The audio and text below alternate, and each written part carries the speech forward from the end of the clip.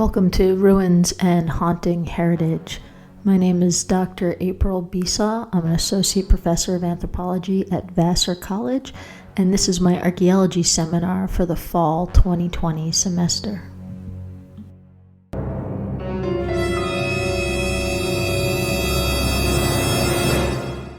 In this video, we're going to consider Ann Stoller's 2008 article, Imperial Debris, Reflections on Ruins and Ruination. And this article and the work of Ann Stoller on ruination has been very influential in my work on the archaeology of the New York City water system and the ruins that are created by New York City up to 125 miles away from the city in order to create a water system that would allow the Empire State's main city to flourish. So this article allows us to think about why the American landscape is so haunted with the ruins of the recent past. And it's not limited to America, and Ann Stoller herself isn't specifically talking about America, but she's talking about places created through colonization and places that have been formed through this idea of empire. So it needs to have this government that is an all-encompassing government that does things under its auspices for the greater good, but yet people are left to live on what she calls a scarred landscape, that there's ruins of the things that they were doing before the government came in and changed what they were doing and therefore created the ruins themselves. She starts with Derek Walcott's poem, Ruins of a Great House. And the line in this that she uses often is, "The rot remains with us. The men are gone." So imperial debris is what she is talking about, right? So that these imperial governments or empires are leaving behind waste on the landscape, the rot that remains after the people who were there before, or the people who were working in these places or living in these places, might be gone.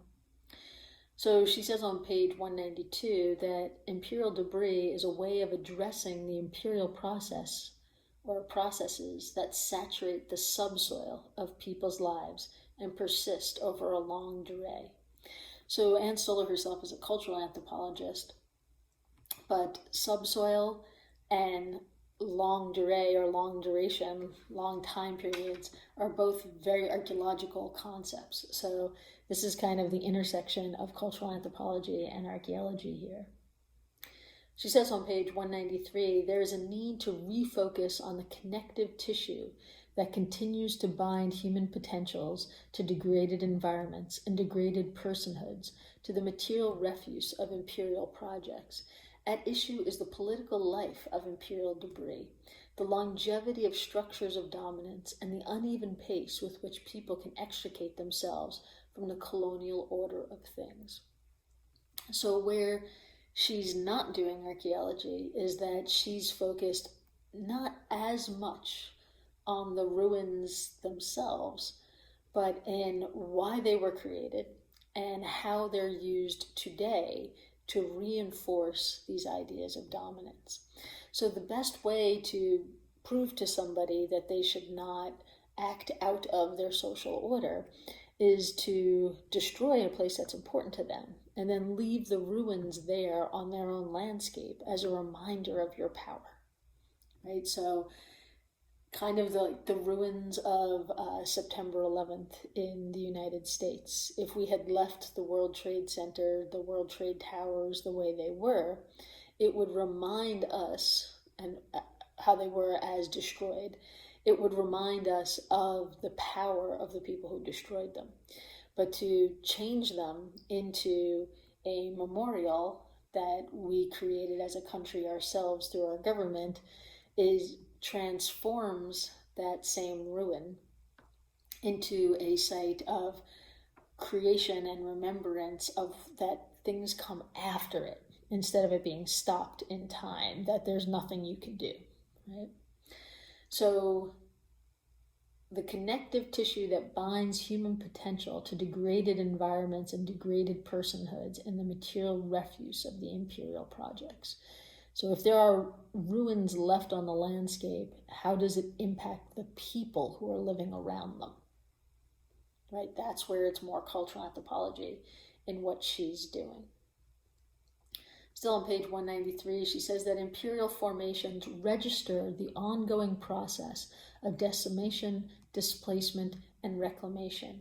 Imperial relations are relations of force. Ruins are sites and circumstances of dispossession that imperial architects disavow as not of their making. But in common usage, ruins are seen as enchanted in desolate places. So those are on page 193 and 194. So a good example of this would be eminent domain. So a lot of the ruins that are in the New York City water system area were taken by eminent domain. A lot of the ruins that are along the Hudson River are places taken by eminent domain. So the government decides that the reason this land is here in the past, what it's being used for, is no longer acceptable. There's something else that this land is going to be used for the greater good. So they take these places away, and they often don't invest the time, effort, or money into demolishing the buildings and taking away all their evidence. So what they leave are ruins on the landscape that are ruins that show everybody around them the power of the government, that the government can stop everything that you've invested your life into with just a stroke of a pen and take that away. But at the same time, they often say that they're not doing it, and what they're doing is making sure that places like New York City can thrive. So some people will have to suffer and sacrifice, but it's for the greater good. So it's hard to find ruins on the landscape that are labeled the remains of imperial power. But a lot of ruins on the landscape, if you dig into them, are the remains of imperial power. But for people who don't do the archaeology to look at the ruins, people who don't investigate the ruins, the people who just encounter the ruins, they see them as enchanted and desolate places because what makes them enchanting is the wondering of what happened here. So at some point, doing the archaeology, doing the study, being able to tell people why things are the way it is, disenchants them, makes them less uncanny, less strange, but familiar at the same time, and often just turns them into sad stories. And as much as people enjoy stories, they don't enjoy sad stories, especially ones that remind them that at any time a government might take their own house from them. Right?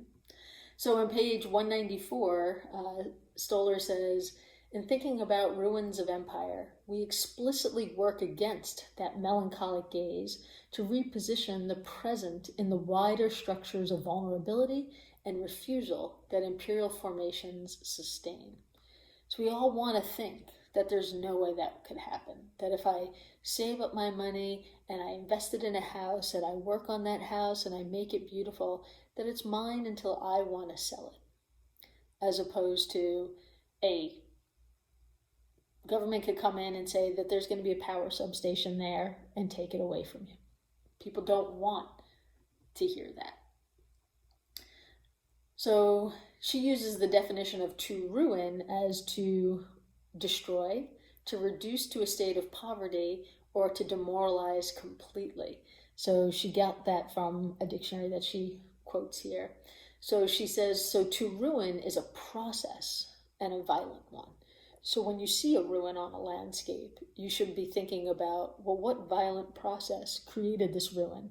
Instead of the more melancholic, enchanted nostalgia of, oh, somebody used to live here. I wonder where they went to.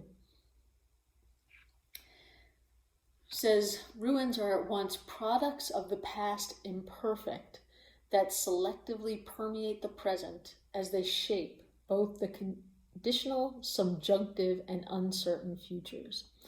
So a ruin is of the past, but it also creates the present and the future, in that it says what can and cannot happen on this land, right? It's more of a signpost and a warning of what had happened and a warning of what can never happen again. So seeing these ruins that way, there's a lot more to be told than just how it created, or wasn't it sad that you can no longer live in a castle, right? Instead of, well, what are the ways that the world has changed that made this castle no longer a place that people could live in, and therefore we're being told that we can never go back to that again. On page 196, she says, ruination is more than a process, is a political project that lays waste to certain peoples and places, relations, and things. So not everybody succumbs to ruins. Usually the rich and powerful don't get their properties ruined, but the poor, or the people who have less power, or the people who are considered the other, their places become ruins.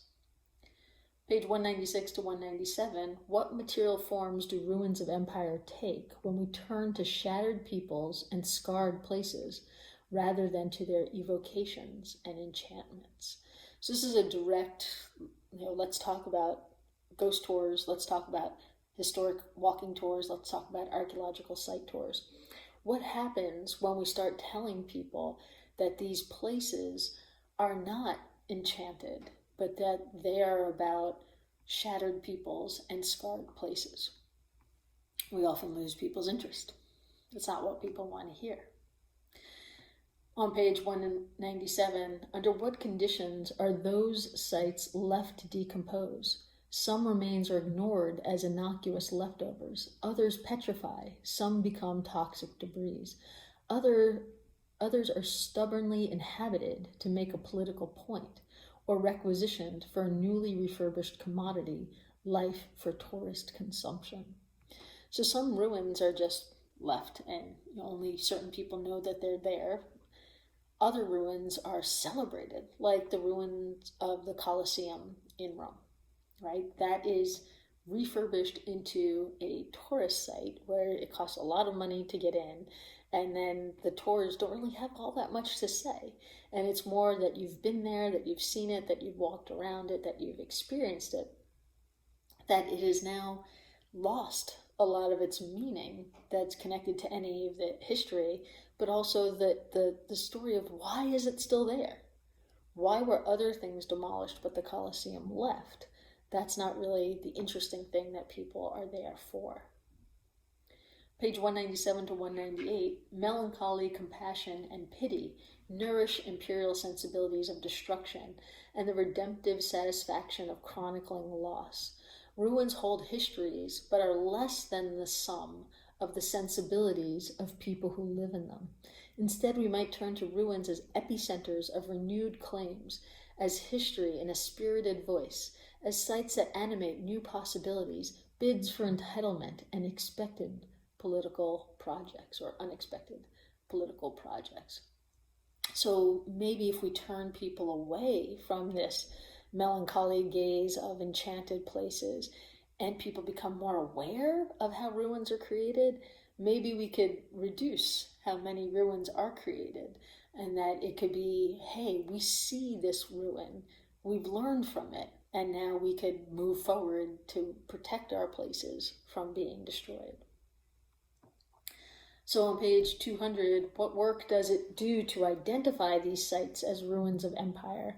Such a critical move makes connections that are not otherwise readily visible, right? That's what archaeology does when we're pulling back layers of soil. We're showing things that are not readily visible. She says ruins are not found, they are made, right? So that goes against the popular conception of archaeology that you find ruins, right? You could see ruins, you could describe ruins, you could study ruins, but they were created by a process. Then she says, ruins draw on residual past to make claims on futures. So it works, the ruin works to impact the future based on what people do and do not know about that ruin. And finally, ruins retain ghosts in vivid form that reappear as they anticipate accidents not averted. So ruins retain ghosts to create basically warning signs that to tell us that disaster might come to us like it came to the people whose lives were ruined.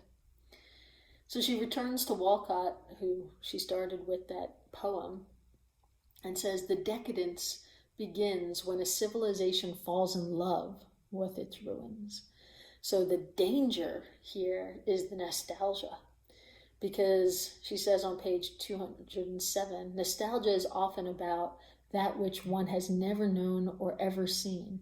It also carries a sense that one is already too late. So when you fall into this nostalgic melancholy, you can't learn from the ruin, and you can't prevent yourself from becoming ruined. So to finish up on page 208, she says, imperial ruins are less sites of love than implacable resentment, disregard, and abandonment. And I think that is essentially why ruins are often so haunted, because they do have important stories to tell. But the stories that they have to tell, the ones that people want to hear, are the ones that aren't going to threaten their own lives. And that threatening that they and their lives might undergo the process of ruination is where we could tell these ghost stories in a way that makes it uncanny, that it's familiar but yet not, but being aware of that line when the uncanny becomes alienation and then people stop caring.